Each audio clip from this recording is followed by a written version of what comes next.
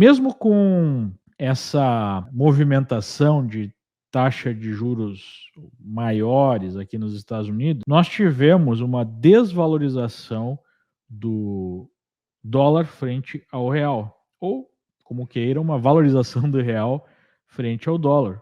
Por quê?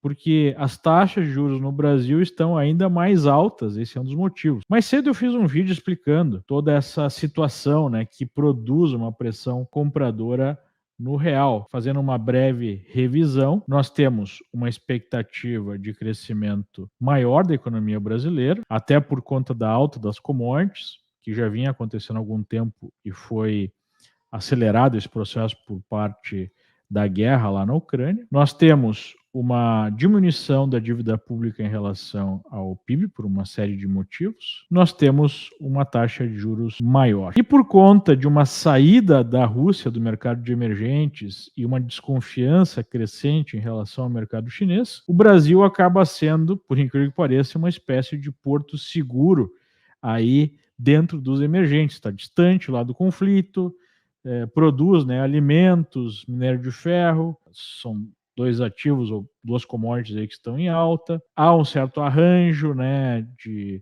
organização do governo para controlar aí a dívida pública.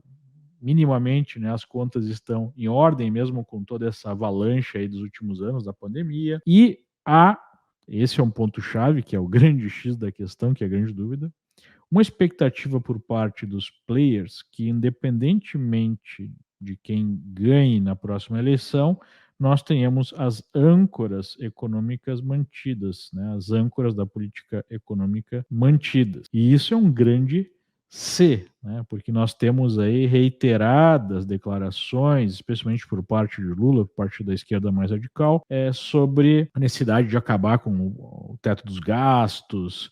Hoje nós chegamos a observar, né, num evento do PT, o senador ou ex-senador Requião, que agora é petista, apresentando aí uma crítica ao direito à propriedade, né, chegando a esse ponto. Um evento que, inclusive, que o Lula estava participando. Mas, independentemente, né, de expectativa negativa ou positiva em relação a essa candidatura, o mercado percebe que o risco é menor.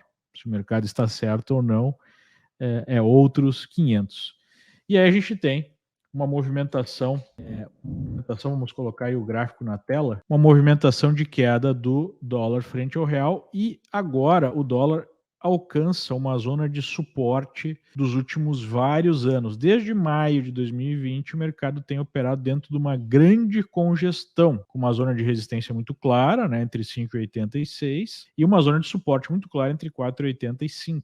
E agora essa zona de 4,80 basicamente foi alcançada hoje. E a expectativa seria a entrada de alguma pressão compradora. Esse é um momento, né, bem interessante assim para aqueles que pensam em fazer diversificação internacional, já que houve uma grande valorização da moeda brasileira, ainda dentro de um ambiente de bastante incerteza em relação ao futuro por conta das eleições. Eu acho novamente que o mercado está sendo muito otimista em relação a essa expectativa de manutenção de uma política econômica pragmática, independentemente do vencedor.